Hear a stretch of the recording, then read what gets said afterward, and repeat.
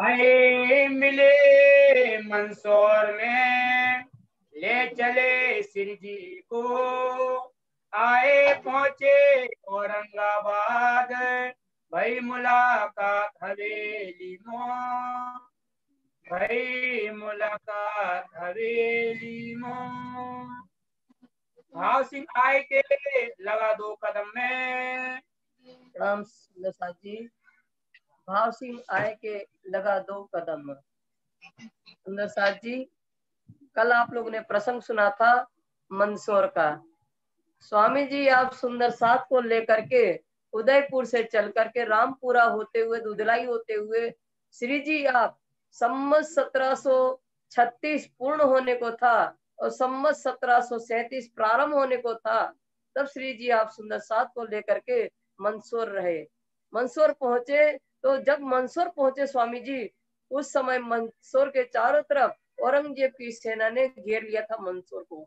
तो वहां हरप्रसाद के घर में स्वामी जी रुके सुंदर साथ सहित, और मोमिन सुंदर साथ जो है सार्वजनिक जगह पर जाकर के सनंदवाणी का उच्च स्वर में गायन कर रहे हैं। अन्य पठान जाति के लोग भी सनंदवाणी को सुनकर के द्रवित हो रहे, घायल हो रहे। और इब्राहिम भी स्वामी जी के दर्शन करने के लिए आया वहां। तो इब्राहिम से कहा कि कुछ करांगे, प्रसंग उतरवा देते तो हमारा एक काम बन जाता।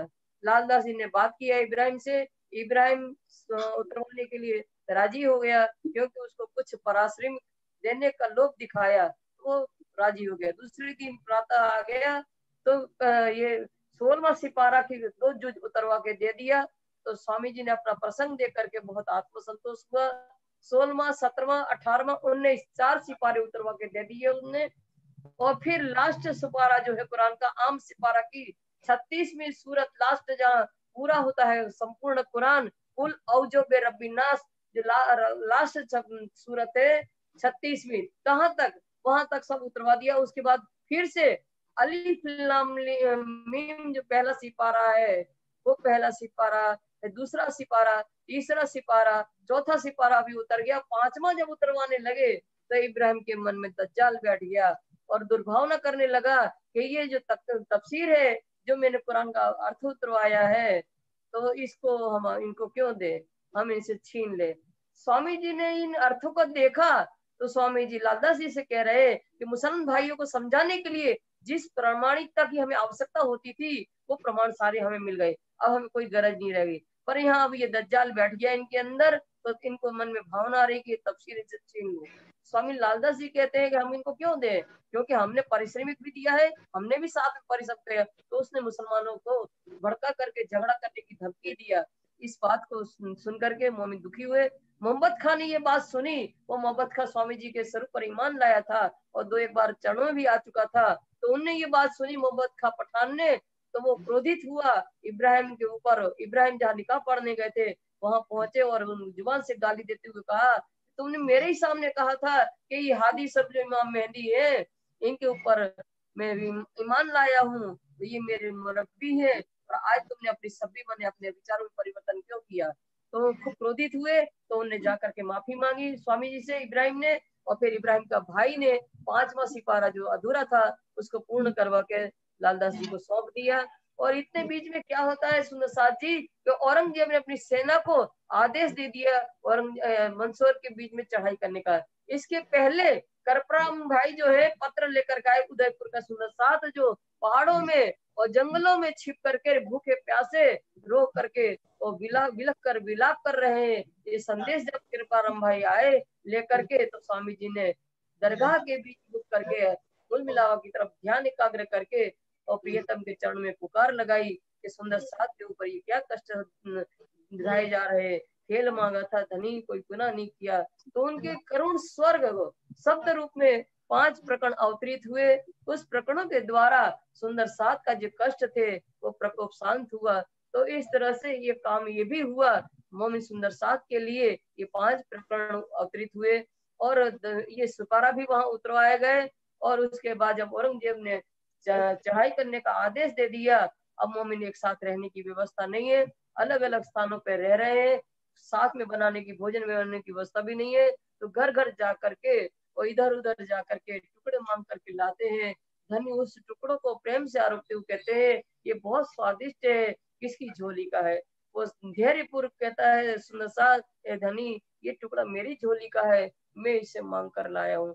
धनी मनोबल बढ़ाते हुए हंस हंस करके बातें कर रहे हैं। फिर धनी कहते हैं मैं तुम्हें अजमावत इन मंजिलों पहुंचा है, इस परिस्थिति में ला करके है सुंदर साथ की, आज सुंदर साथ जी आपकी आजमाइश हो रही है, आपको अपने घर परिवार की याद तो नहीं आ रही है? ये देख रहे हैं, उनके अंदर भावना को टटोल रहे हैं कि ऐसी स्थिति में आपका परिवार का मोह तो नहीं आपको सता रहा, उनकी तो नहीं याद आ रही है। पर मोमिन परीक्षा में पास हुए, हंस हंस कर बात कर रहे हैं, ऐसी परिस्थिति में भी एक दूसरे से हिलमिल करके रह रहे सुंदर साथ जी।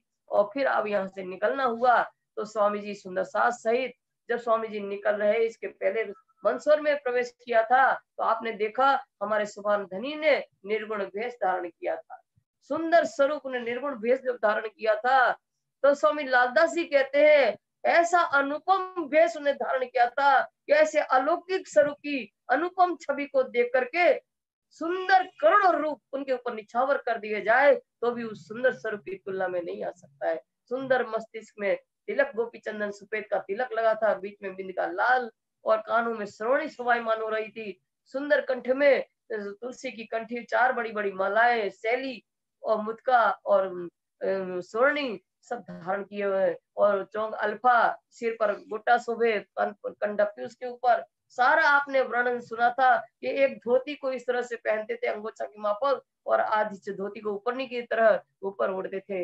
इस तरह से सारा आपने निर्गुण भेष का भी शोभा का वर्णन कल आप लोग ने सुना था। चटकनी चाल से चलते हुए धनी मोमिन भी प्रसन्नचित होकर के मायावी संसार का खेल देख लिया है और आनंदित होकर के उनके साथ चल रहे हैं। अब स्वामी जी मंदसौर से चल करके उज्जैन, नोलाई, सीतापुर होते हुए स्वामी जी उज्जैन आए। उज्जैन में 22 दिन रहे और खूब आनंद हुआ, खूब अच्छी अच्छी मिठाइयां खाई वहां, सुंदर साथ के दुख हुए कम। और फिर वहां से आप नुनेरे होते हुए, बुढ़ानपुर होते हुए स्वामी जी औरंगाबाद आए। तो औरंगाबाद में जब स्वामी जी से भाव सिंह राणा से मिलाप होना है वो किस प्रकार हुई, तो उसका वर्णन आपने कल सुना था कि स्वामी जी ने मंदसौर से 4 मोमिन सुंदर साथ को भेजा था भाव सिंह राणा को जागृत करने के लिए। निर्मल दास, उत्तम दास और खिमाई दास और वल्लभ दास, ये 4 मोमिन को भेजा था। ये चारों निर्गुणी भेष में प्रयास कर रहे, कई महीनों तक भटके निर्गुणी भेष में, पर राणा भाव सिंह से मुलाकात नहीं हो रही है। एक दिन वो महंत रामदास मिले जो पुरोहित थे, तो स्वामी मुकुंदास ने उनसे बातचीत भी की, धर्म चर्चा। इनकी धर्म चर्चा को देखा, ईर्षावश उनको मार करके नाला पार पहुंचा दिया और कहा कि दोबारा तुम भाव सिंह राणा से मिलने का प्रयास करोगे और उनको गुमराह करोगे चर्चा करके, तो हम फिर से तुम्हें बुरी तरह से मार करके इसी तरह तुम्हें भगाएंगे। तब फिर जैसे तैसे देहरा में जब दर्शन करने आता है प्रयत्न करके, मुकुंदास की भाव सिंह से मुलाकात हुई, कल आप लोग ने सुना था। और भाव सिंह इनकी बातों से, इनकी चर्चा, ज्ञान चर्चा से प्रभावित हुआ। तो भाव सिंह ने कहा कि ठीक है आप स्वामी जी को बुलाइए। तो स्वामी उनके आदेश पा करके फिर मुकुंदास जी स्वामी जी को बुला रहे।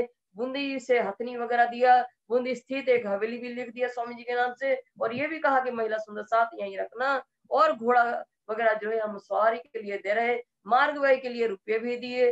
अब मुकुंदास जी वहां से चल करके स्वामी जी को औरंगाबाद से गए और लेकर के स्वामी जी आ गए। अब औरंगाबाद में वहां से उदयपुर से लिया स्वामी जी को, औरंगाबाद सुंदर साथ सहित आ गए। तो किस तरह से मिलाप हुआ ये बताया गया कल।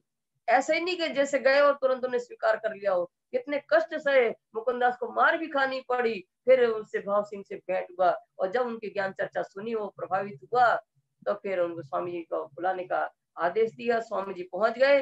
अब उनकी हवेली में, राणा भाव सिंह की हवेली में स्वामी जी की भाव सिंह के द्वारा मुलाकात हो रही है। और वहां जब मुलाकात हुई तो अब आज प्रसंग सुनेंगे सुंदर साथ जी कि स्वामी जी उनके महल में विराजमान है, और स्वामी जी के दोनों चरणों पर भाव सिंह राणा ने अपना सिर रख करके प्रणाम किया। भाव सिंह आए के लगा 2 कदम में, भाव सिंह राणा ने स्वामी जी के दोनों चरणों में अपना सिर रख करके प्रणाम किया। एक ईदा इन समय कृत कृत जानी आत्म में। स्वामी जी के दिव्य स्वरूप के दर्शन करके भाव सिंह राणा ने अपनी आत्मा को धन्य धन्य समझा। बड़े सौभाग्य है कि आप हमारे घर पधारे हैं लगा सेवा करने, उत्सव रसोई जब और उत्सवी रसोई का आयोजन करके और स्वयं अपने हाथ धन से ही ये भाव सिंह राणा स्वामी जी के उस सुंदर साथ की सेवा कर रहा है कई जगह हवेली अपनी भाई सेवा इनकी तब और अपनी हवेली में ही स्वामी जी को सुंदर साथ सहित ठहरने की व्यवस्था किया और स्वामी जी की सुंदर साथ की सेवा कर रहा है। सुन नरसैया के सबक किरंतन चित हुआ मगन और सुन नरसैया के किरंतन शब्द हुआ मगन। नरसिंह मेहता कृष्ण भक्त है तो उनके जो कीर्तन है वो कौन से ब्रज की लीला पर आधारित है तो वो किरंतन ब्रज की लीलाओं के किरंतन गा करके मोमिन ब्रह्मंगनाएं जो थी वो आनंदित हो रहे तो ये भी वैसे आनंदित हो रहा है। आप लगा नाचने जो गए मोमिन ने तो ब्रज की लीलाओं की दान लीला है माखन चोरी की लीला है नाच रहे मगन हो रहे मोमिन लोग तो ये भी उन्हीं की तरह नाच रहा है। भगत भाव जो रहे सेवे परमेश्वर रहे सेवे परमेश्वर है स्वामी जी को परमात्मा स्वरूप मान करके भाव सिंह भक्ति भाव से स्वामी जी की सेवा कर रहा है। सब कचुनाव ही भगत भाव ऊपर और अपनी भक्ति भाव के ऊपर प्रीतम स्वामी जी के प्रति कोई भी उन्हें मन में संदेह नहीं उत्पन्न हो रहा है। तीन अपने अंदर पधराव श्री राज तीन अपने अंदर पधराव श्री राज भाव सिंह राणा प्रतिदिन अपने महल के अंदर स्वामी जी को धाम का धनी मान करके पधरावनी करता है। रास लीला के चिरंतन राजी हो काज और वह स्वामी मोमिन जो ब्रह्मंगनाएं रास की राम तो का किरंतन गा करके और फिर आनंदित हो रहे मोमिन तो ये भी आनंदित होता है। रास की रामते जो गाते हैं बालैया करी उमंग सखी सर्वे तेरी संग इस तरह से रास की रामते गाते हुए और आनंदित हो रहे सुंदर साथ तो भाव सिंह राणा भी आनंदित हो रहा है। जब बात कही पुराण की तब इन किया विचार है तब इन किया विचार। अब स्वामी जी ने देखा कि राणा भाव सिंह को हमारे पर ईमान आ गया है और धाम का धनी मान करके हमारी साथ की सेवा भी कर रहा है तब इनने स्वामी जी ने क्या किया अवसर देकर राणा भाव सिंह से पुराण के प्रति बात किया कि भाव सिंह हमारा जो है संकेत हमारा जो साक्षी ग्रंथ श्रीमद् भागवत वगैरह भी है भागवत वगैरह में भी हमारी साक्षी सब कुछ लिखी है उसमें भी हमारे घर की लीला लिखी है ब्रह्म लीला छिपी हुई है उसमें भी लिखा है।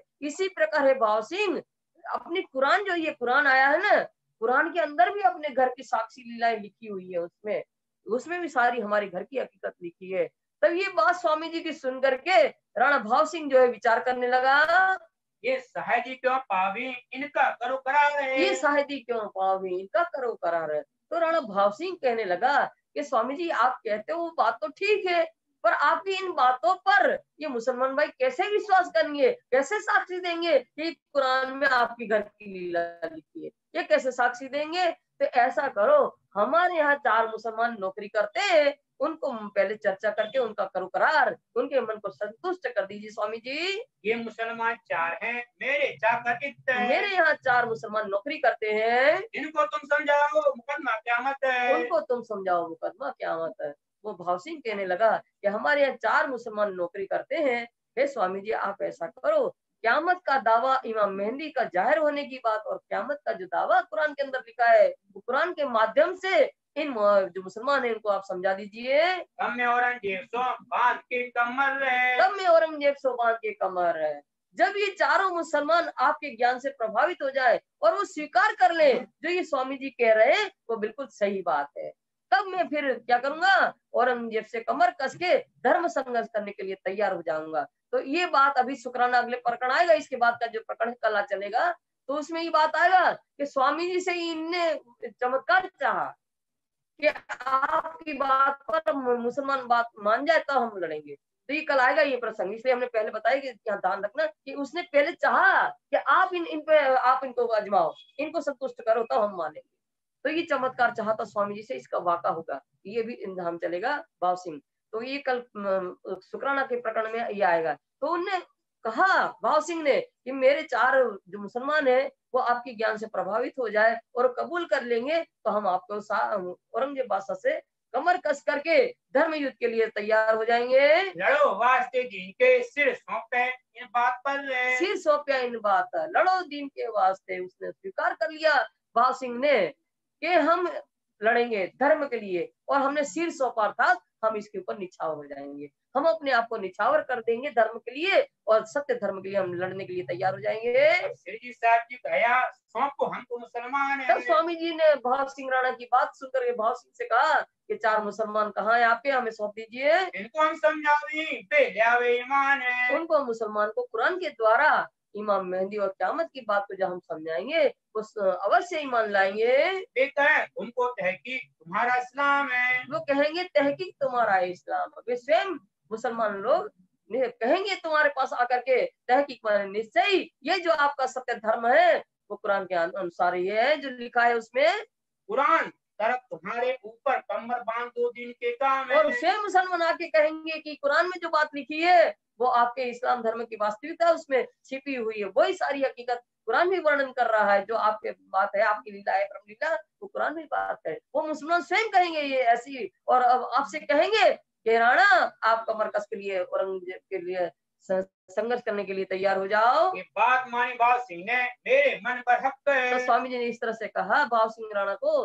तो भाव सिंह राणा कह रहा है मेरे मन बरहक, बरहक माने सत्य। आप जो स्वामी जी कह रहे हो वो बात सत्य, हमें कबूल है आपकी बात। तुम इन पर मेहनत करो, बात बड़ी बुजुर्ग है। तुम इन पर मेहनत करो। राणा भाव सिंह कह रहा है स्वामी से कि आप परिश्रम करके इन हमारे मुसलमानों को समझाइए, तुम हम फिर लड़ने के लिए तैयार हो जाएंगे।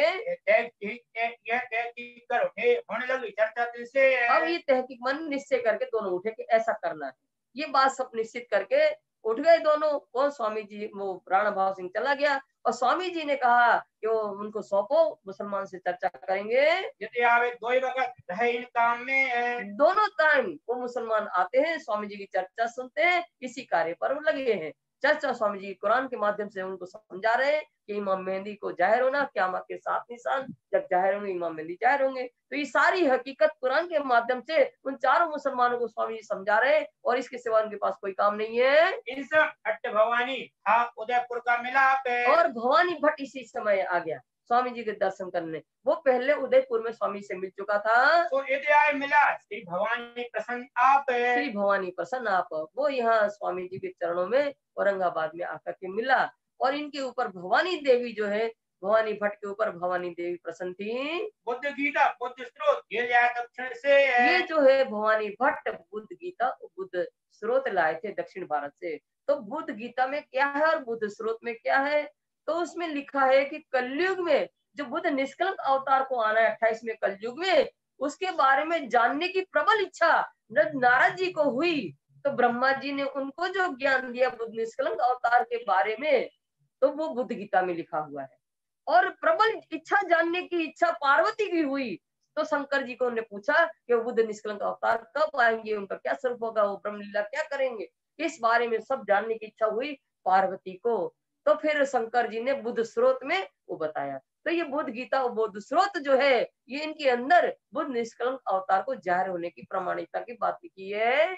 इन समय मुजरा किया सुख पाया इसमें। इन समय आकर के मुजरा किया सुख पाया इनने कौन? भवानी भट्ट ने।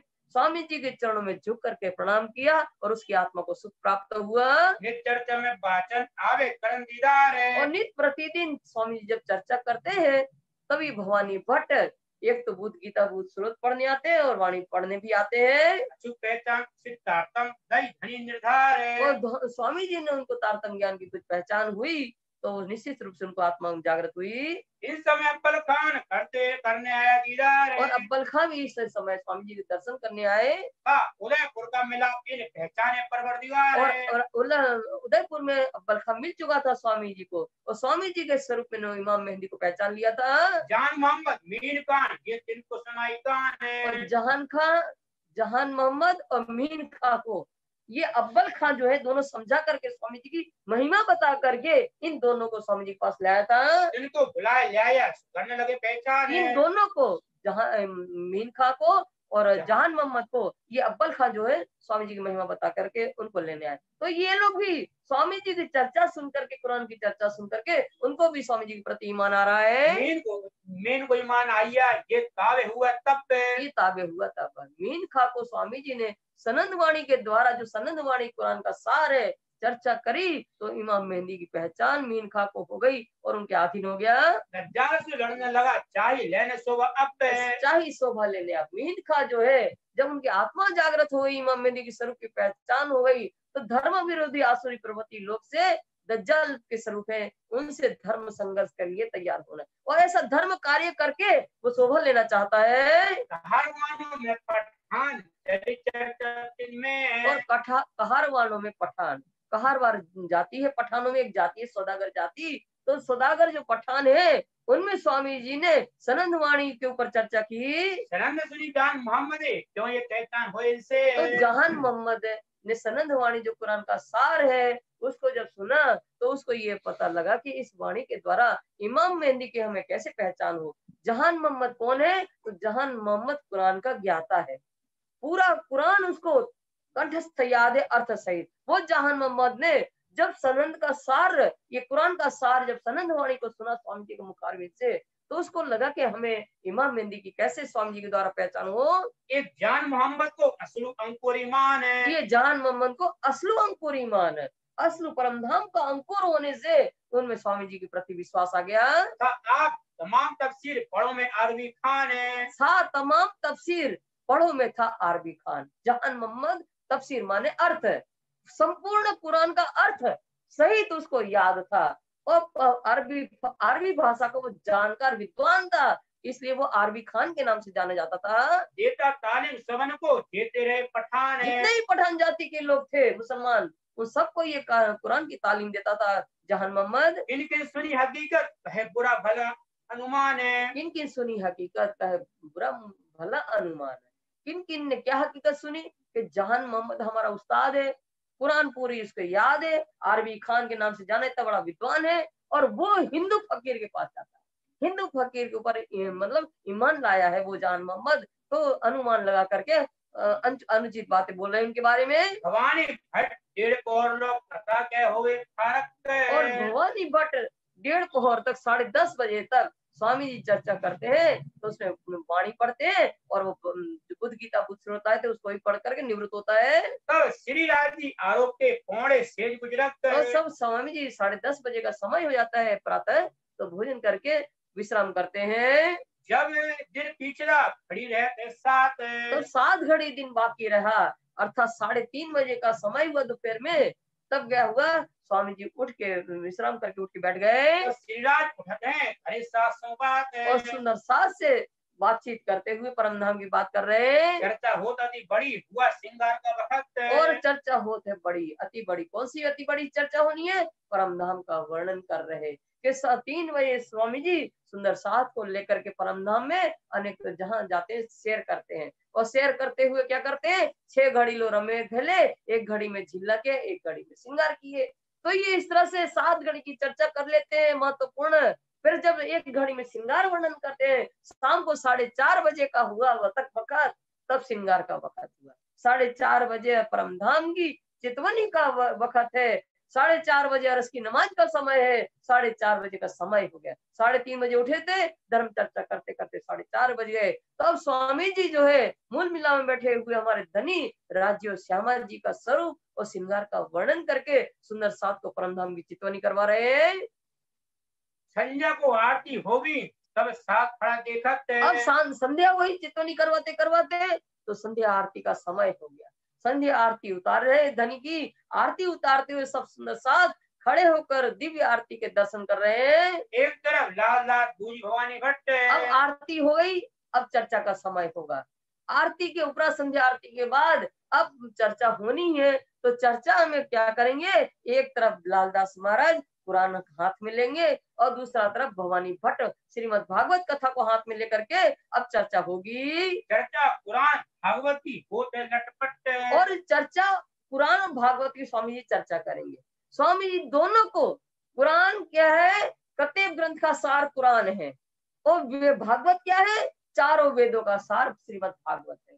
ये दोनों वेद और कतेब का सार है कुरान और भागवत। इन दोनों को मिलान करके एक करके और परमात्मा की पहचान कराने वाली चर्चा स्वामी जी जब करते हैं, तो ऐसी रसमयी चर्चा को सुनकर के, ऐसे रसमयी चर्चा को सुनकर के सुंदर साथ क्या होते हैं, लटपट होते हैं। उस चर्चा को पा करके उस रस में लटपट हो रहे हैं, अर्थात भाव विभोर हो जाते हैं। श्री राज का मायने सुनने वाला साथ है। श्री राज करत है मायने, सुनने वाला कौन है? ब्रह्मणि सुंदर साथ है। धनी मायने कर रहे हैं, मायने माने अर्थ खोल रहे हैं, काय के? भागवत और पुराण के रहस्य को खोल कर जाहिर कर रहे हैं। जो कछु कहा कतेव ने सोई तो वह वेद। तो ये दोनों को रहस्य खोल करके स्पष्ट करते हुए सुंदर साथ को चर्चा के द्वारा समझा रहे हैं। और सुनने वाला ब्रह्म में सुंदर साथ है। कोई सवाल कहते, कोई पानी लेवे हाथ है। कोई बीच में जिज्ञासा उत्पन्न होने पर प्रश्न भी बीच में करता है, तो कोई वाणी हाथ में लिए खड़े हैं। अब्बर खान ले आइए जहान मोहम्मद को। अव्वल खान जो है, जो उदयपुर का मिला था स्वामी जी ने, वो अब जहान मोहम्मद कैसे आए ये बता रहे। जो जहान मोहम्मद कुरान का ज्ञाता है वो किस तरह से आया, तो अव्वल खान उनको लाने वाले हैं जान मोहम्मद को। तो जान मोहम्मद को स्वामी जी की महिमा बता करके अव्वल खान स्वामी जी के पास जान मोहम्मद को लेके आए। चर्चा सुनी मास दो लोग भाई भाई। और जहान मोहम्मद ने स्वामी जी के मुखारबिन से कुरान में हमारी हकीकत लिखी है, तो उससे उन्हें 2 महीना तक चर्चा सुनी। वो कुरान का ज्ञाता है, कुरान पूरी अर्थ सहित उसको याद है। तो उन कुरान में हमारे लाहौत के वचन जो हकीकत छिपी है उसमें, वो रहस्य जब स्वामी जी खोल करके बता रहे हैं, उन वचनों को सुन करके वो घायल हो रहा है। पर भारत पक्का सुनी लीला की सूरत पर अर्ध पक्का था, क्योंकि कुरान का ज्ञाता तो था, पर कुरान में शरीयती ज्ञान है एक तो, और दूसरा वो लोग जहरी अर्थ देते हैं, इसलिए वो अर्ध पक्का है। उनका क्या है? ईमान सूरत उसकी नहीं, लाल नहीं सुनी लीला की सूरत। पहला उसका चरण क्या है? हाँ, अर्ध पक्का। पर परम धाम की जब उस बात सुनता है ना, तो उसका सुरता जो है परम धाम की तरफ फिरती है। लाल उत्तम सुनाई लड़ाई भाई उनका हक है। और लाल और उत्तम दास ने उसको सुनाया, क्या सुनाया?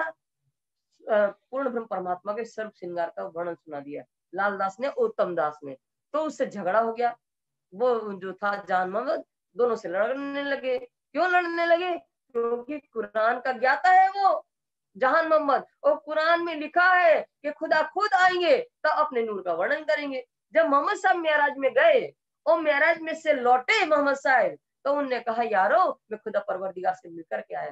बोले बताओ उनका नूर कैसा है, परमात्मा का स्वरूप कैसा है? अब मोहम्मद साहब को उनके पास ऐसे शब्द ही नहीं थे उपयुक्त है कि उनके स्वरूप का वर्णन कर सकते। तो उन्हें मोहम्मद साहब ने ये कहा कि खुदा खुद आएंगे तब उनका नूर का वर्णन करेंगे। तो कुरान में ये लिखा है कि खुदा खुद आएंगे तब उनके नूर का वर्णन। अब लालदास और उत्तम दास ने उनके सर्व श्रृंगार का वर्णन कर दिया, कुरान का ज्ञाता है वो, तो उसने झगड़ा कर दिया। तो वो उनसे नाराज होकर के घर जाते हुए कहने लगा कि अब तो हम यहाँ दोबारा आएंगे नहीं, पानी तक नहीं पियेंगे। मैं 2 मास मेहनत करी मैं 2 मास तक जान मोहम्मद कहने लगा कि मैं 2 महीना तक परिश्रम करते हुए ये वाणी चर्चा सुनी, फिर भी मेरी आत्मा पवित्र नहीं हो पाई। उत्तम दास अर्ज करी बुला लिया मोहम्मद जहान है। तो उत्तम दास ने स्वामी जी के चरणों में आकर के विनती किया, हे धनी हमारे कारण ही ये जहान मोहम्मद रूठ करके चला गया है, तो आप आज्ञा दे तो हम जान मोहम्मद को बुला लाए। बरजा श्री जी साहब जी इनने सुनी चर्चा कान है। बरजा श्री जी साहब जी ने इन्हें सुनी चर्चा कान है। स्वामी जी ने उत्तम दास को रोका, वहां जाने की जरूरत नहीं है, उसने 2 महीना तक अपने कानों से चर्चा सुनी है, वो घर में बैठेगा नहीं। तो दुष्टि हो गई रह न सके घर में, तो दुष्टताई हो गई रह न सके घर में। स्वामी जी कह रहे हैं उत्तम दास से कि 2 महीना तक उसने चर्चा सुनी है ना, तो उसके मन विचलित हो जाएगा। विचलित हो गया है, वो घर में शांति से नहीं बैठ पाएगा। देखना सुबह प्रातः होते ही भागता आएगा, दौड़ेगा करने लगे दिल से। तो दिल से जब उन बातों जो 2 महीना सुनी है ना जान मोहम्मद ने, उस दिल से जब विचार करेगा ना, तो भागता हुआ प्रातः ही आ जाएगा। दूसरे दिन आया श्री जी साहब जी के पास है। तो ऐसा ही हुआ जैसे स्वामी जी कह रहे थे। दूसरा ही दिन प्रातः हुआ और वो जान मोहम्मद भागता हुआ स्वामी जी के पास आ गया। मुझे क्यों नहीं समझा, मुझे कदमों की आस है। स्वामी जी मुझे अच्छी प्रकार क्यों नहीं समझाते? मुझे तो आपके ही चरणों का आसरा है। श्री जी साहब जी कहा 8 दिन जो चित्त है। तब स्वामी जी कहते हैं जान मोहम्मद तुम 8 दिन हमारे पास बैठो और ध्यान से हमारी चर्चा को सुनो। तो भी एक और देख कैसा हो गए, देख कैसा हो गई था ऐसा। और जान मोहम्मद पूरा दिन नहीं सुनाएंगे हम तुम्हें, सिर्फ एक पहर 3 घंटा तुम्हें हमारे पास बैठ करके चर्चा सुनना है, फिर देखिए हम तुम्हारी आत्मा जागृत होती है कि नहीं। आया चर्चा सुनने सवाल किया एक है। तब वो अब प्रतिदिन चर्चा सुनने आने लगा। तो चर्चा सुनने आने लगा। तो एक दिन उसने प्रश्न कर दिया स्वामी जी से। मुर्दे क्यों पर उठेंगे, हर रोज क़यामत तो है। स्वामी जी से प्रश्न कर रहे हैं कि क़यामत कुरान का ज्ञाता है जान मोहम्मद, तो कुरान में लिखा है कि क़यामत के समय कब्र से मुर्दे उठेंगे। तो उसने स्वामी जी से पूछा कि उसमें लिखा है कि कुरान के समय क़यामत के समय कब्र से मुर्दे उठने हैं, तो कुरान से जो कब्र से मुर्दे उठना है वो किस प्रकार उठेंगे। जान मोहम्मद ने प्रश्न किया कि जो कब्र से मुर्दे उठना है वो किस प्रकार उठेंगे। यह जवाब सैयद साहब जी ने कार्ड दिखाया, बीच फुरकान है। तब जवाब स्वामी जी जवाब दे रहे हैं, कार्ड दिखाया बीच फुरकान, फुरकान माने कुरान में जो प्रसंग लिखा था 15वें सिपारे में, 15वां पारा है उसमें वो प्रसंग दिखाया था। स्वामी जी ने खोल करके दिखाया कि देखो कब्र से मुर्दे कैसे उठना है। वो लोग शरीयत का ज्ञान है उन लोगों के पास, मुसलमान कितना भी आलिम फाली हो जाए, विद्वान हो जाए, पर क्या है वो शरीयत का अर्थ जाहिरी अर्थ लेते कुरान का, उनके पास बातूनी अर्थ नहीं है। तारतम्य न होने के कारण उसका बातूनी अर्थ नहीं समझ रहे। स्वामी जी प्रसंग दिखा कर समझा रहे हैं कि कब्र से मुर्दे कैसे उठना है। वो लोग इसका जाहिरी अर्थ लेते हैं, तब उनके मुसलमान भाई का इंतकाल होता है तो क्या करते हैं, तो उसमें लिखा है कि खुदा अल्लाह ताला आएंगे क़यामत के समय और कब्र से मुर्दे उठाएंगे। तो वो गड्ढा ऐसा करते हैं कि उठ करके बैठ जाए, क्योंकि खुदा आएंगे क़यामत के समय और कब्र से मुर्दे उठाएंगे, वो जाहिरी अर्थ लेते हैं। तो फिर क्या करते हैं, जब इंतकाल होता है तो उसके ऊपर चादर उड़ाई जाती है, तो सारे मुसलमान भाई अंगूठा लगाते हैं, मैं प्रमाणित करता हूँ कि ये फलाने व्यक्ति ने पाक साफ जीवन व्यतीत किया है, ऐसा। और खाने पीने की प्रबंध भी कर दिया जाता है उसमें कि क़यामत के समय खुदा आएगा और इनको उठाएंगे। तो स्वामी जी कहते हैं मुसलमान भाइयों, ये 5 तत्वों का शरीर तो मिट्टी में कब से मिल जाएगा, इसको कब्र से नहीं उठाना है, मुर्दे नहीं उठेगी। अब कैसे उठना है, तो पहले स्वामी जी ने कहा है जान मोहम्मद एक बात तुम विचार कान खोल के सुनो कि कब्र से मुर्दे किसके उठने हैं। जो संसार के जीव तो मुर्दे के समान है, ये इनके मुर्दे नहीं उठना है। कब्र से जो मुर्दे उठेंगे वो किसके उठना है, तो उसकी पहचान करवा रहे हैं कि कब्र से मुर्दे जो उठना है वो ब्रह्म मोमिन परम धाम से संसार का खेल देखने आई है, और आकर वहां क्या गई थी हम नहीं भूलेंगे, और आकर के यहाँ माया में लिप्त हुई है। उनकी आत्मा मुर्दे के समान हो गई है, और वो आत्मा मुर्दे के समान हो गई है। उन मुर्दों को आत्मा की कब्र रूपी शरीर, जो शरीर के अंदर जो आत्मा मुर्दे के समान हो गई है, उन आत्माओं को जागृत करेंगे तो इस शरीर से मुर्दे को उठाएंगे। पर किनके उठ रहे हैं जान मोहम्मद, तो बता दिया कि मोमिन उनकी पूरी। हमने आपको सुंदर साहब जी ये पहले प्रसंग इसलिए बता दिया कि अब चौपाई टू चौपाई चलेगी तो आपको समझ में आ जाएगा कि कब्र से मुर्दे किसके उठ रहे हैं, वो कौन सा प्रसंग है। दुनी करी किन वास्ते सो कर गई पहचान है। जान मोहम्मद पहले ये विचार करो कि संसार की रचना किसके लिए हुई है, तो कर दई पहचान। तो स्वामी जी बता रहे हैं कि ब्रह्मंगना की जो है ये संसार की रचना ब्रह्मंगनाओं के लिए ही हुई है। ये संसार हमारे लिए बना है, ब्रह्मंगनाओं को खेल देखने आना था, इसलिए हमारे कारण ये संसार बना है। इसे गर्भवती वास्ते उतारा है मोमिन ने। तो कैसे आए संसार में, ब्रह्मंगनाएं संसार में खेल देखने कैसे आए जान मोहम्मद, वो हम तुम्हें बताते हैं। वो पूर्ण ब्रह्म परमात्मा अल्लाह ताला लाहौत में रहते हैं चौथे आसमान में, और वो अपनी रूहों के साथ अपनी आत्माओं के साथ वहां रहते हैं, और उन आत्माओं के साथ वो रूह के साथ वो प्रियतम परमात्मा का इस चक्रवध हुआ, प्रेम संवाद हुआ, और प्रेम संवाद फल स्वरूप और रूह ने अपना इश्क को बड़ा बताया था। वो इश्क की पहचान वहां हो नहीं सकती थी, इश्क की लज्जत देने के लिए और माया में दुख का खेल दिखा करके उसकी लज्जत देना है। इसलिए इस चक्रवध प्रेम संवाद के कारण ही ब्रह्मंगनाएं संसार का खेल देखने आई है। नूर जलाले मांगिया देखो इस रूहन ने। और दूसरा उस पूर्ण ब्रह्म परमात्मा जो है अल्लाह ताला, उनका नूरी स्वरूप जो है अक्षर ब्रह्म जो नूर जलाल है, नूर जलाल, तो वो अक्षर ब्रह्म जो नूरी स्वरूप है उस खुदा परवरदिगार का नूर जलाल ने भी मांग किया कि कैसा इशक बड़ी रूह सो, कैसा इशक साथ रूहन, वो इसके रूहें ब्रह्मंगनाएं जो है कैसा विशुद्ध प्रेम अपने प्रियतम से करती है, वो देखने की इच्छा नूर जलाल जो उनका नूरी अंग है उन्होंने नहीं मांगा था। इस वास्ते दिखाइए दो तकरार दो बेर है। इसलिए दोनों की इच्छा को पूर्ण करने के लिए उस परवरदिगार की जो आनंद इश्कमय की अंग है श्यामा महारानी और उनके 12,000 जिन्होंने इश्क कैसा वो उन्हें खेल माया का देखने के लिए उन्हें मांग किया, और नूरी तन जो है अक्षर ब्रह्म, उन्होंने उनकी लीला को देखना मांगा था। दोनों की इच्छा को पूर्ण करने के लिए ये 2 बार 2 तकरार, वो लैलतुल कद्र की जो रात्रि है, वो पूर्ण ब्रह्म परमात्मा, लैल माने रात्रि, तुल माने लंबी, और कद्र माने महिमावान, जिसमें ब्रह्मंगना की लीला होनी है, ये ब्रह्म लीला होनी है। वो लैलतुल कद्र की पहले 2 भाग ब्रज और रास के अंदर सबसे पहले दोनों में को वहां उतारा गया था, और उसके बाद प्रातः ये तीसरा रचाइंड जो फेर है, प्रातः को ही तीसरा रचा इंड फेर है। इंड फेर, इंड माने ब्रह्मांड को रचा गया।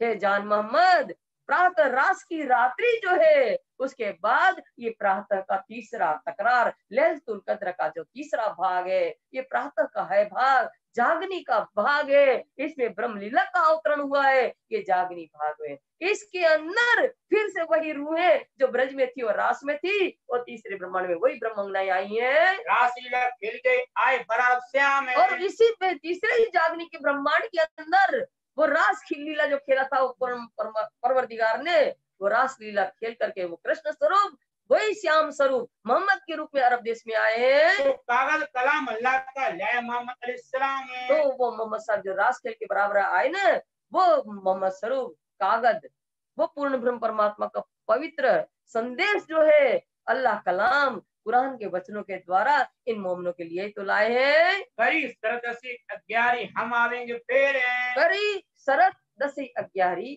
हम आवेंगे फिर। शरत माने वादा। उन मोहम्मद साहब ने, उन्होंने वादा किया कि 10वीं में ईसा रूहुल लाएंगे, 11वीं सदी में इमाम मेहंदी आएंगे, तो उनके साथ हम भी फिर दोबारा आएंगे। जो रूहें थी ब्रजरास से आवे दूसरी बेर है। जो रूहें थी ब्रज में, ब्रज में और रास में जो ब्रह्मंगनाएं थी, वो फिर तीसरी ब्रह्मांड में आएंगी, उनके साथ में भी आऊंगा। तब कार्य हुए के हिसाब ले वे हक है। तब काजी हो के हिसाब ले वे हक कर।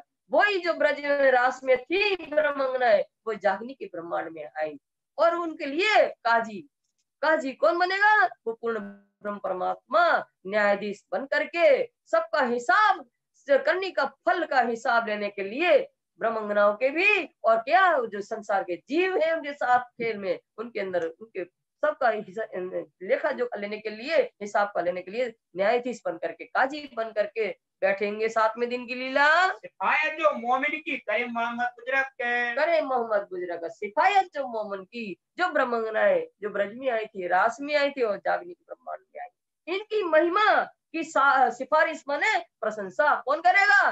गुजरत मोहम्मद, हजरत मोहम्मद जो है इन मोमिनों की महिमा करके इनकी सिफारिश करेगा।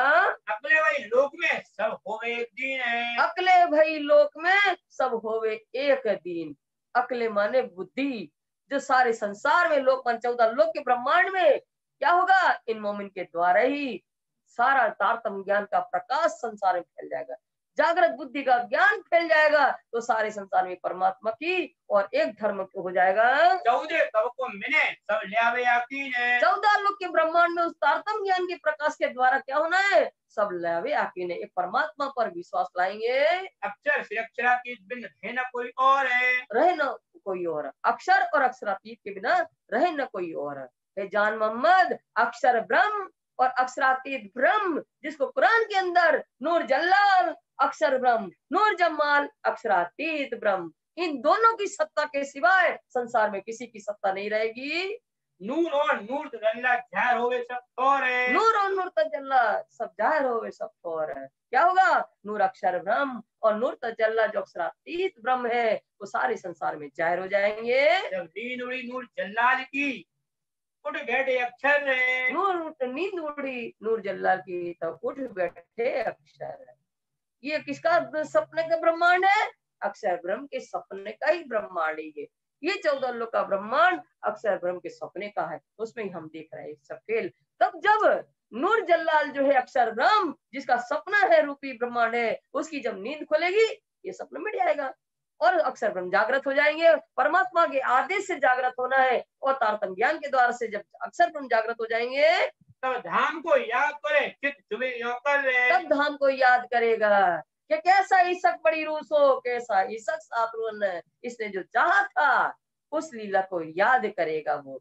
और इस तरह से वो लीला उनके हृदय में अखंड हो जाएगी। मोमिन मिलावे को सब ये करे याद, जब ये करे याद है। मोमिन मिलावे को जब ये करे याद, कौन अक्षर ब्रह्म जब जागृत हो जाएगा ना, तो मोमिनों का मिलावा कहाँ था, पहले ब्रज में था। मोमिनों का मिलावा ब्रज में था, उस लीला को याद करेगा। मोमिनों का मिलावा रास के अंदर था, उस लीला को याद करेगा। मोमिनों का मिलावा जागनी ब्रह्मांड में था, उस लीला को याद करेगा। इन तीनों लीलाओं को, ब्रज की, रास की और जागनी ब्रह्मांड की लीला को याद करेगा, तब क्या होना है, चौथा चरण, तो आठों भिष्ट की उठ बैठी बुनियाद तब है। आठों भिष्ट जो उनके अंदर अनादिकाल से बनी अक्षर ब्रह्म के अंदर अंतःकरण में 8 प्रकार की भिष्टे, वो भिष्ट सब कायम हो जाएगी, खड़ी हो जाएंगी। तो दुनिया के जीव जो है, जिनके ऊपर बैठ करके ब्रह्मांगनाएं उच्च उत्तम जीव के ऊपर बैठ करके खेल देख रही है, वो 1 नंबर की भिष्ट सत्स्वरूप निर्मल चेतन में वो खड़ी हो जाएगी। और ब्रह्मांगनाएं कहाँ जाएंगी, परम धाम जाएंगी जागृत होकर के। और ईश्वरीय सृष्टि जिन उत्तम जीव के ऊपर देख रही खेल, उनको अक्षर के सत्य स्वरूप के महाकारण में उनको विश्व में कायमी हो जाने उन जीवों को, और ब्रह्मांगनाएं ईश्वरी सृष्टि तो अपने घर जाएंगी, ब्रह्म सृष्टि अपने। और संसार के जो जीव है, उनको अपनी करने के अनुसार 8 विश्व में कायमी मिलनी है। जो ईमान ल्याए के सोवे बीच कबर है। जो ईमान लाए के सोवे बीच कबर है। हे जान मोहम्मद, उस पूर्ण ब्रह्म परमात्मा के प्रति जो विश्वास ला करके सोए बीच कबर है, ये शरीर रूपी कबर में वो सो जाए आत्मा, छोड़ दे अगर शरीर को, ये शरीर का परित्याग करेगा आत्मा, उस पूर्ण ब्रह्म परमात्मा को याद करते हुए जब शरीर छोड़ देगा, तो क्या होना है, होवे बीच कबर। कबर में जब ये छोड़ देगा शरीर, तो चुभे नूर के चित्त में भूल नहीं क्यों ये कर रहे। सोल चुभे नूर के चित्त में भूले नहीं क्यों कर। वो तन कहाँ, अक्षर की चित्त में चुभ हो जाएगा, अखंड हो जाएगा वो, और आत्मा कहाँ पहुंचेगी, परमात्मा के चरणों में पहुंच जाएंगी। तो ये कबर रूपी शरीर के अंदर अंतिमति सागति, अंत के समय, जो समय शरीर छोड़ते समय परमात्मा के याद करते हुए शरीर छोड़ेगा, तो कहाँ पहुंचेगा, परमात्मा। तो ये कबर से मुर्दे इस तरह से उड़ जाएंगे, और फिर वो क्या करेंगे, चुभ जाएगा अक्षर के चित्त में, वो उसका तन जो है उसके, तो वो उस जीव को वो अखंड कर लेगा 8 प्रकार की विश्व में, उसमें भूल नहीं करेगा। क्यों उठेंगे मुर्दे कब्रों किसे क़यामत। तो हे जान मोहम्मद, इस प्रकार से ही कब्र से क़यामत के समय मुर्दे उठना है। ये शरीर रूपी कब्र से आत्मा जो सोई है कब्र मुर्दे के समान, इनकी आत्मा ब्रह्मांगनाओं की आत्मा जो यहाँ करके लिप्त हो गई है माया में, वो उनको कब्र से उठाएंगे। ये जो है एक क़यामत के समय होना है। तो कैसे हो रहा है, इस समय की रामत भाई मोहम्मद कित है। तो क़यामत के समय कब्र से उठने की रामत माने लीला करी इत मोहम्मद, कौन से मोहम्मद, आखिरी मोहम्मद स्वामी जी प्राणानंद जी, साथ में अध्यात्म कब्र क़यामत के समय की लीला कर रहे हैं, कब्र से मुर्दे उठा रहे हैं ना, कब्र से मुर्दे, जो शरीर रूपी कब्र में सोई हुई आत्मा को तारतम्य ज्ञान दे करके इनके मुर्दे जो आत्मा मुर्दा के समान हुई है, उनको उठा रहे हैं। ये दरवाजा खोलते जोश आया जोर है। ये दरवाजा खोलते जोश आया जोर है। स्वामी जी कब्र से मुर्दे उठने का रहस्य जब बता रहे हैं, और बताते हुए स्वामी जी को एकदम आवेश आ गया। तब दज्जाल कांपिया करने लगा शोर है। तब दज्जाल कांपिया, इब्राहिम के अंदर ज्ञान अभिमान का जो दज्जाल बैठा था, वो कांप करके उनके ईमान को डगमगाने लगा। दिन तीसरे जहान मोहम्मद ईमान है। तो तीसरे दिन 1 महीना की मोहलत मांगी थी, तीसरे दिन जहान मोहम्मद को स्वामी जी के स्वरूप पर ईमान आ गया। ये तो इमाम मेहंदी के स्वरूप है। हकीकत मार्फत की हो गई पहचान है। हकीकत और मार्फत की स्वामी जी ने जब ज्ञान दिया उसको, कब्र से मुर्दे उठा दिया उसका, तो फिर हकीकत और मार्फत की हो गई पहचान है। हकीकत क्या है, परमधाम 25 पक्ष का ज्ञान हकीकत का ज्ञान है। मार्फत क्या है, अंतरंग लीला जो परमधाम के अंदर की है, वो मार्फती ज्ञान, उसको पहचान हो गई।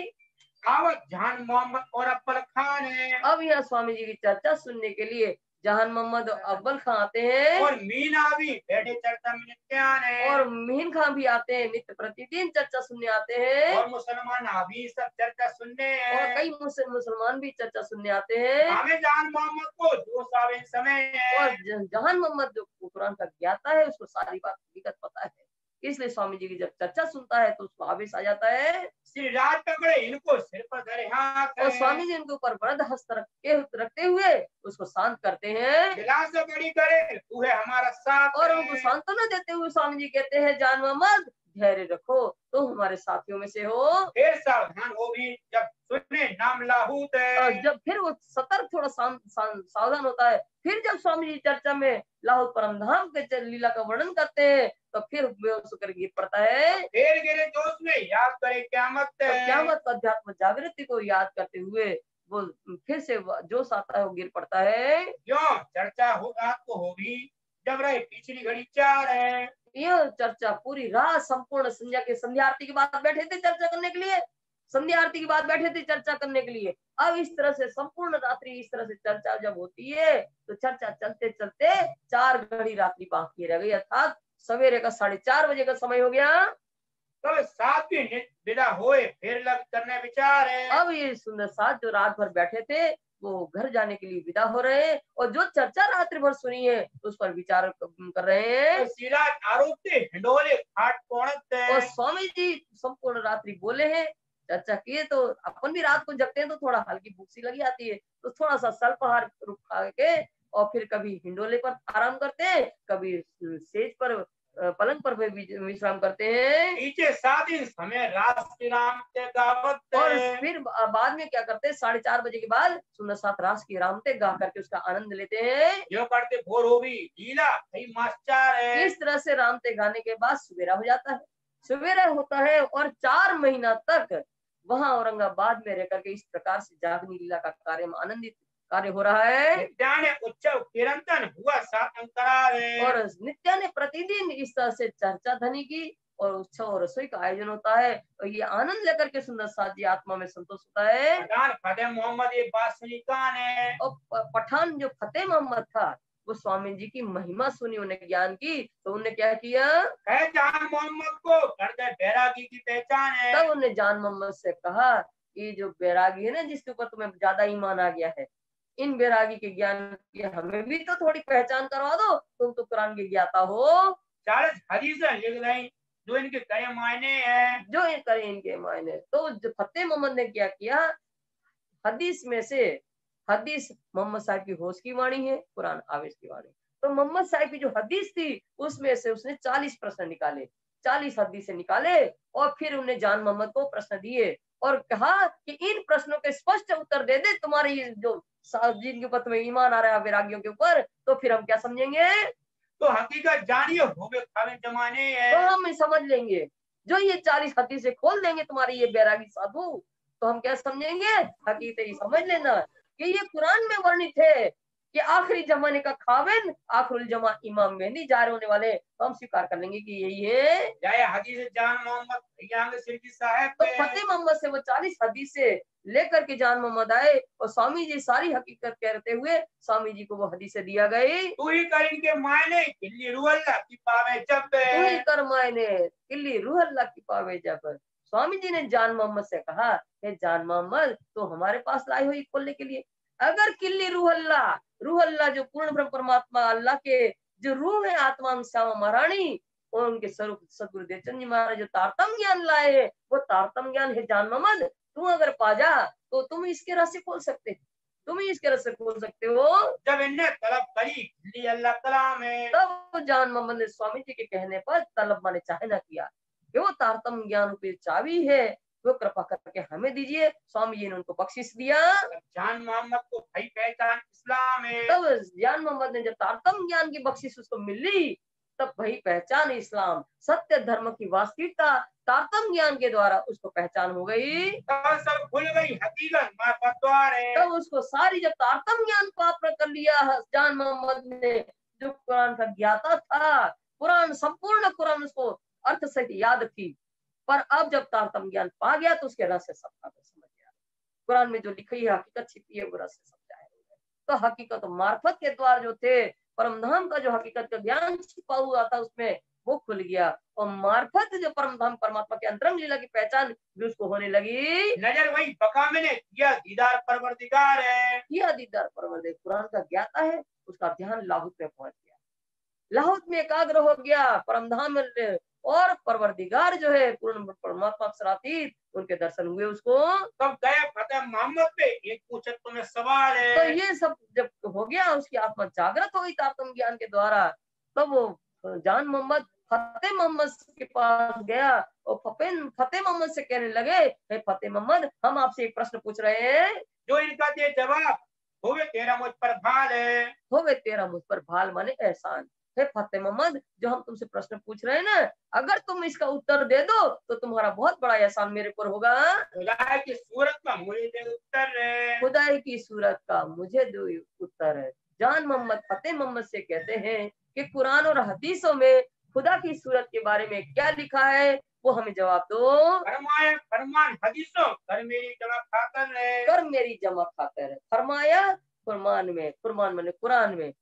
जान मोहम्मद कहते हैं फतेह मोहम्मद उसी के अनुसार कहना, जो फरमाया फरमान में, फरमाया है जो कुरान और हदीसों में परमात्मा की सूरत के बारे में जैसा लिखा हुआ है, उसी की साक्षी दे करके तुम हमें उत्तर दे करके हमें संतुष्ट करो। रूए तरवी फी लैलतुल मेराज, ये कलमा बरहक है। ये कलाम बरहक है। रूए तरवी लैलतुल मेराज है, ये कलाम बरहक है। स्वामी फतेह जान मोहम्मद फतेह मोहम्मद से कह रहे हैं कि रुएत रब फिर लैलतुल मेराज, ये कलाम बरहक। रुएत माने रूबरू, रब माने परमात्मा, लैलतुल मेराज माने मेराज की रात्रि, जो पवित्र रात्रि में मोहम्मद साहब जो मेराज की पवित्र रात्रि में गए थे, तो खुदा परवरदिगार से रूबरू हुए थे कि नहीं हुए थे। ये कलाम बरहक माने सत्य है कि नहीं, बरहक माने सत्य, ये कलाम सत्य है कि नहीं। कि दिल तुम्हारे सक है, जो जवाब माफक है। दिल जवाब माफक है। हे फतेह मोहम्मद, इस बात में तुम्हारे संदेह है तो दिल जवाब माफक है, जैसा कुरान और हदीस में लिखा है उसी के अनुसार हमें जवाब दो। तब फतेह मोहम्मद कहा इनमें ना कछु सख्त है। तो फतेह मोहम्मद ने कहा, नहीं नहीं, इस बात में तो कोई संदेह नहीं। मेराज की रात्रि में मोहम्मद साहब मैं खुदा परवरदिगार से रूबरू हुए थे और 90,000 हरफों में बातें भी की, कुरान प्रमाणित है ये बात की, इसमें हमें कोई संदेह नहीं है। जाहिर कर हम न सके, जरा सरा जाहिर परस बुजरक के। जरा जाहिर बुजरक परस्त है, जाहिर हम न कर सके। पर फतेह मोहम्मद कहने लगा कि ये कुरान जो है ना, ये शरीयत पर आधारित है, सूरत का वर्णन करने का नहीं बताया गया है, क्योंकि मोहम्मद साहब ने कहा खुदा खुदा आएगा तब इसका वर्णन करे, कुरान में लिखा है, इसलिए हम इसको जाहिर नहीं कर सकते। खुदा की सूरत का हम वर्णन जाहिर में नहीं कर सकते हैं। सो हमको मारत दिन वास्ते कहो न जाए। तो सो हमको मारत तीन वास्ते कहो न जाए, क्योंकि कुरान शरीयत का ज्ञान है और शरीयत लोकलाज में बंधी हुई है, तो इसलिए हम ये लोकलाज मर्यादा हमको हम मार डालेगी। और दूसरा शरीयत का बादशाह कौन है, शरीयत का मानने वाला औरंगजेब, तो ये शरीयत का जो बादशाह है औरंगजेब वो भी हमें मारेगा, तो इसलिए हम इसका वर्णन नहीं कर सकते, न स्वीकार करते हैं। हदीसों है मायने अब तुम्हारा क्या बसा है। तब जो जान मोहम्मद कहते हैं कि हदीसों में जो लिखा था परवरदिगार की स्वरूप के बारे में, वो तो जाहिर हो गया, स्पष्ट हो गया, तो तुम खुद कबूल कर रहे हो कहाँ लिखा है ऐसा, ये बात सत्य है। पर अब तुम कर ही क्या सकते हो विज्ञाकारी लोग, तुम तो ये लोग लाजिम शरीयत में बंधे हुए हो।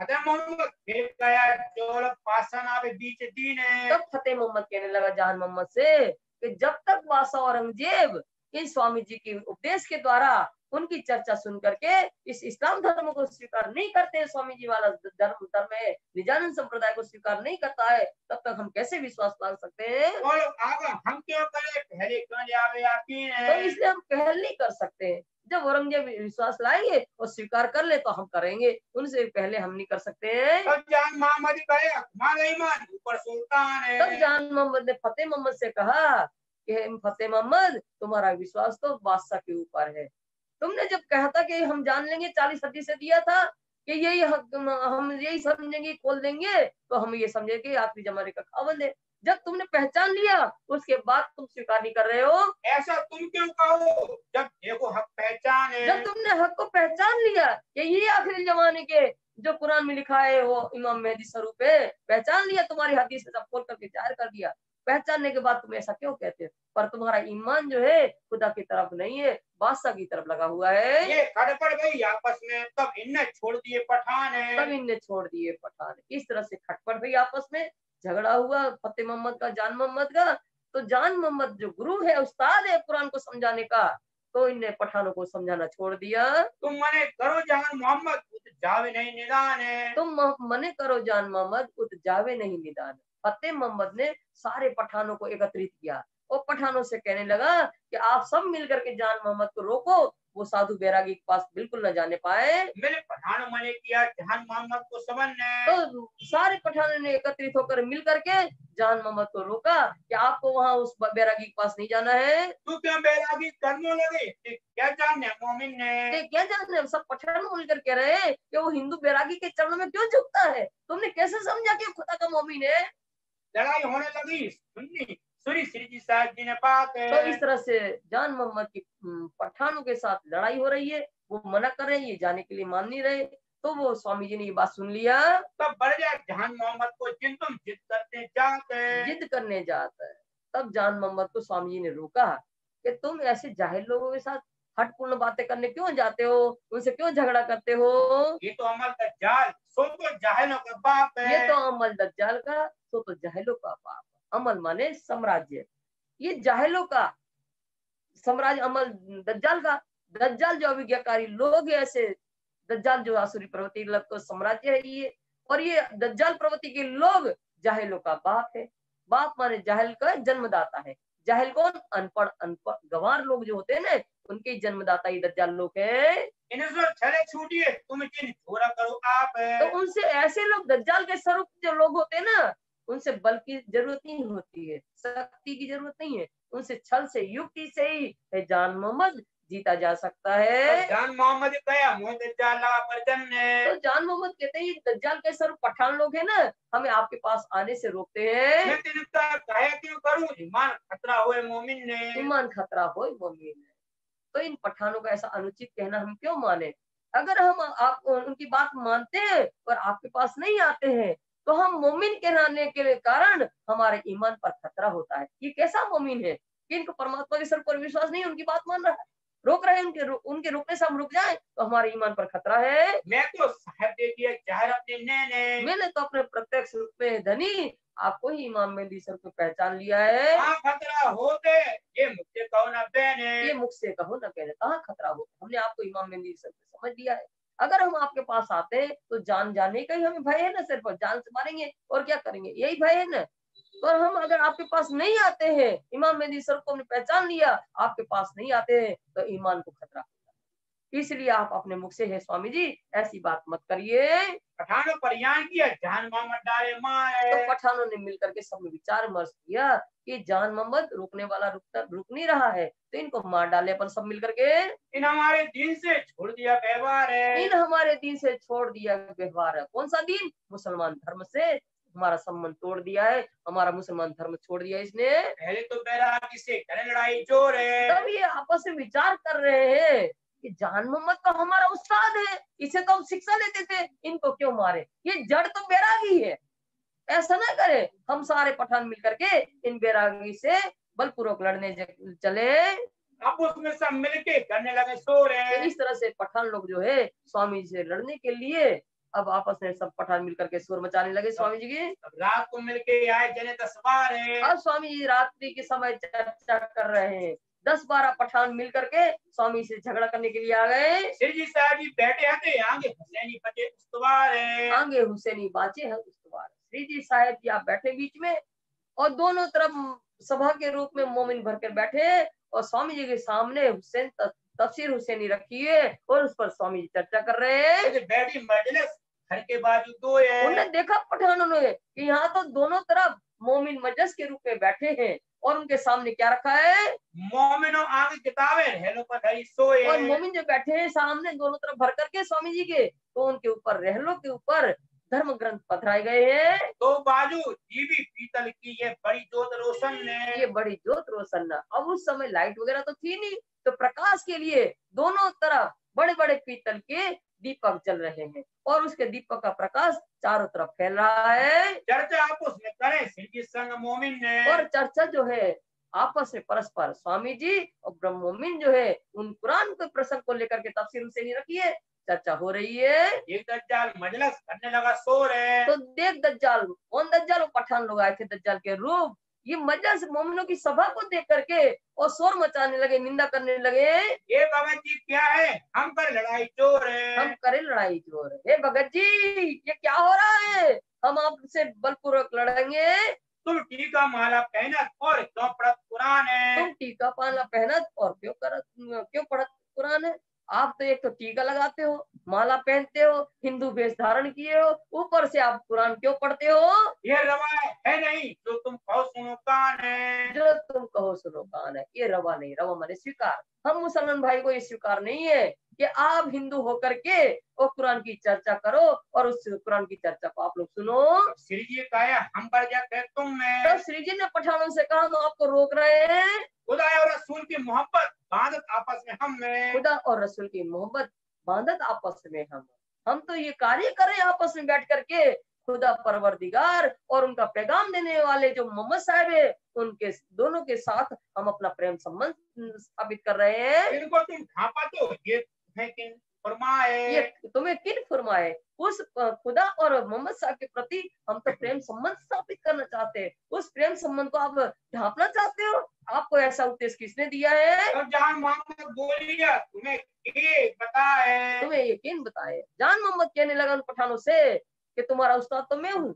तुम्हें ये किसने बताया, किसने फरमाया, ऐसा ज्ञान तुम्हें किसने दिया। जो खुदा और मोहम्मद साहब के प्रति जो प्रेम रखे, उन ऐसे लोगों को तुम दुख दो। मैं तो तुम्हारा उस्ताद, तुम लेते तालीम में। मैं तो तुम्हारा उस्ताद, मैं गुरु हूँ तुम्हारा। कुरान की तालीम शिक्षा तुम हमसे लेते थे, अब बड़े हुए। अब बातें करने लगे बड़े हो अजीम है। अब बातें करने लगे बड़े हो अजीम। अजीम माने श्रेष्ठ। जान मोहम्मद उन पठानों से कहते हैं कि आप अब बड़े बड़े बड़े बन गए और श्रेष्ठ, अपने आप को श्रेष्ठ समझते हो और बड़ी बड़ी बातें करने लगे आप कुरान की। यो करते जो जमीन को जबराल हुआ जोर है। तो इस तरह की बातचीत सुन करके जबराइल ने अपना प्रभाव दिखाया तो मीन खां को आवेश आ गया। आया जो गाजी खान को दज्जाल डरा देख सो रहे। और गाजी खान को भी जोश आ गया। ये सब तो जोश देकर के दज्जाल जो है वो पठान लोग भयभीत होने लगे। आया जो अब्बाल खान को और जहान मोहम्मद और जोश आया जहान मोहम्मद खान को और जहान मोहम्मद अब्बल खान को, इन सबको जोश आ गया। यार रोटी जीवित करी इत उड़ गई सब हद है। उड़ गई हद। पठान सब मिलकर कहने लगे यारो उठो भाग चलो। यहाँ का तो वातावरण अपने विपरीत हो गया। यहाँ की सारी भूमि जो है घूम गई है। ए भगत जी हम जाते हैं, हमको कीजिए माफ। ए भगत जी हम यहाँ से जा रहे हैं, हमको क्षमा करना। हम तो जाते हैं, हमारे दिल में साफ है। हम अब यहाँ से भगत जी जा रहे हैं, हमारे आपके प्रति दिल जो है साफ हो गए, निर्मल हो गए हैं। भागयो कह के जा सिपाह में किया सो रहे। इस तरह से ऐसा कहते हुए सारे पठान उठ करके भाग गए और अपने सिपाह में जा करके स्वामी जी की मोमनों की निंदा करने लगे। यारो बड़ा जादूगर, हमारा सुना चला जोर है। हमारा कछु न चला जोर है। अपनी सिपाह में जाकर के निंदा करते हुए कहते हैं यारो वो फकीर बैरागी है ना, बहुत बड़ा जादूगर है। हम तो गए थे लड़ने के लिए, हमारे ही मुसलमान भाई हमारे ही विपरीत हो गए। तो बहुत बड़ा जादूगर, हमारा कोई बस नहीं चला उनसे। इस समय भाव सिंह का वाका हुआ जब इसी समय क्या हुआ, भाव सिंह राणा जो था उसकी वाका माने मृत्यु हो गई। तब जोर किया दज्जाल ने, जोर बड़ा हुआ तब जोर किया दज्जाल। दज्जाल कौन है, फतेह मोहम्मद वहां का शासक बन गया। वहां का शासक जब बन गया तो अब मोमिनों को कष्ट देने के लिए वो उपाय करने लगा। फतेह मोहम्मद ने इस समय किया चाकरों को हुक्म में। तो फतेह मोहम्मद वहां का शासक हो गया था तो उसने अपने सिपाहियों को आदेश दे दिया। क्या आदेश दिया, ढूंढ पालो बैरागी एक कैद में हम है। तो बैरागी जो है उनको खोज करके निकालो और उनको हम कैद में डाल देंगे सारे को। श्री साहब जी उनके पूरे रह जाए हवेली पास है। और श्री साहब जी उन्हीं के मोहल्ले, फतेह मोहम्मद के मोहल्ले में, उनकी हवेली के पास में ही किसी मौलवी के घर में ठहर के और कुरान उतरवा रहे हैं। वो तो मुल्ला के घर करते ना कहूँ विश्वास है। मुल्ला के पास में, उनके घर के पास में मुल्ला के घर में बैठ करके कुरान उतरवा रहे हैं। किसी को ये विश्वास ही नहीं हो सकता कि स्वामी जी अपने मोमिन सहित उसी के बगल में रह रहे हैं। लगे कुरान उतारने लोग दिखाया तिन्ने। और उस मुल्ला को थोड़ा आर्थिक लोभ दिखाया तो मुल्ला राजी हो गया कुरान उतरवाने के लिए, अब उतरवा रहे हैं। वो तो राजी भैया बैठे लालदास चरण और मौलवी राजी हो गया और उसके सहयोग में लालदास और चरणदास बैठे मौलवी के सहयोग में और कुरान उतारने का काम चल रहा है। 3 दिन कहाँ रहे ये थोड़े शहर उसी फतुल्ला मोहल्ला के मोहल्ला में 3 दिन स्वामी जी आप रह रहे हैं और उनके लोग सिपाही सारे शहर में ढूंढ रहे हैं। भवानी वट मेला दिन पर जोर है। और उन सैनिकों के हाथ में भवानी भट्ट मिल गए।